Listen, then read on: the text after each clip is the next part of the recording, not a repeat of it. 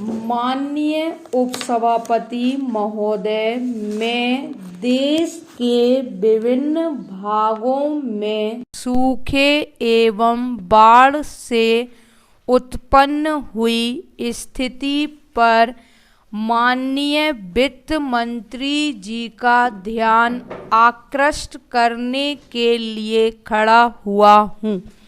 माननीय सदस्य महोदय को इस बात की जानकारी है कि मैंने अपने एक प्रश्न के द्वारा कृषि मंत्री जी से बाढ़ के संबंध में देश में बेघर लोगों के बारे में जानकारी मांगी थी, लेकिन इस बारे में अभी तक कोई विवरण सदन में प्रस्तुत नहीं किया गया है।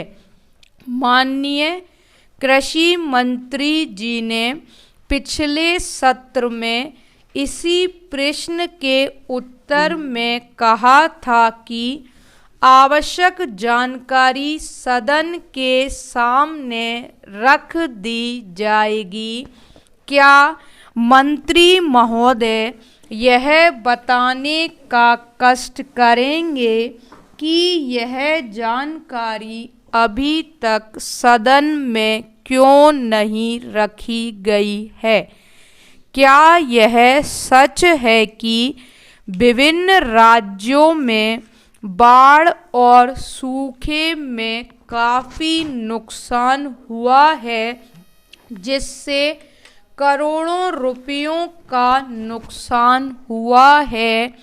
क्या यह सही नहीं है कि उन लोगों को राहत देने के लिए जितना भी धन केंद्र ने भेजा उसको प्रभावित लोगों तक नहीं पहुंचाया जा सका?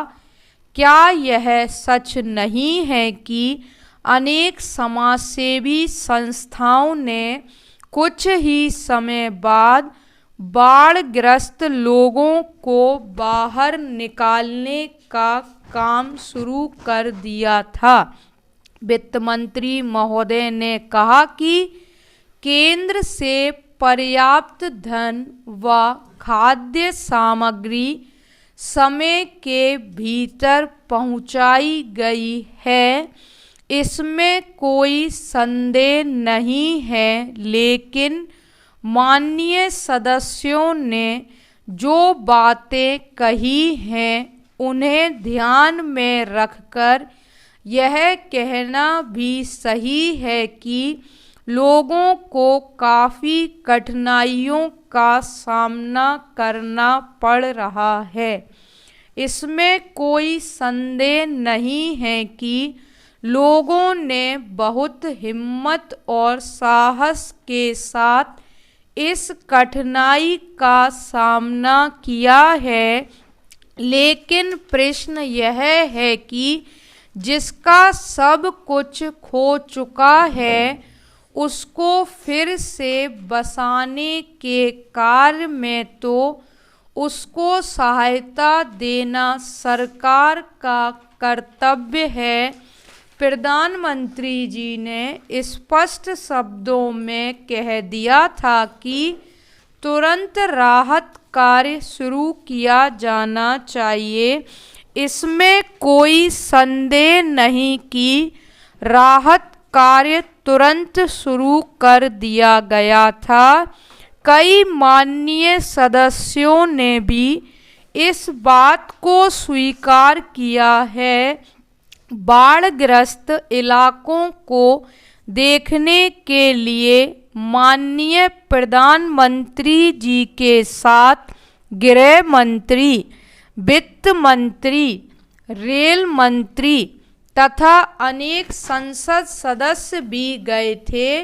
पिछले 2 सत्रों में इसी सदन में बाढ़ और सूखे की समस्या पर एक प्रश्न के उत्तर में माननीय कृषि मंत्री महोदय ने बताया था कि बाढ़ की समस्या को हल करने के लिए एक योजना केंद्रीय स्तर पर बनाने के बारे में राज्य सरकार से विचार विमर्श चल रहा है, लेकिन जहां तक सूखे का प्रश्न है वह वर्षा पर ही निर्भर करता है।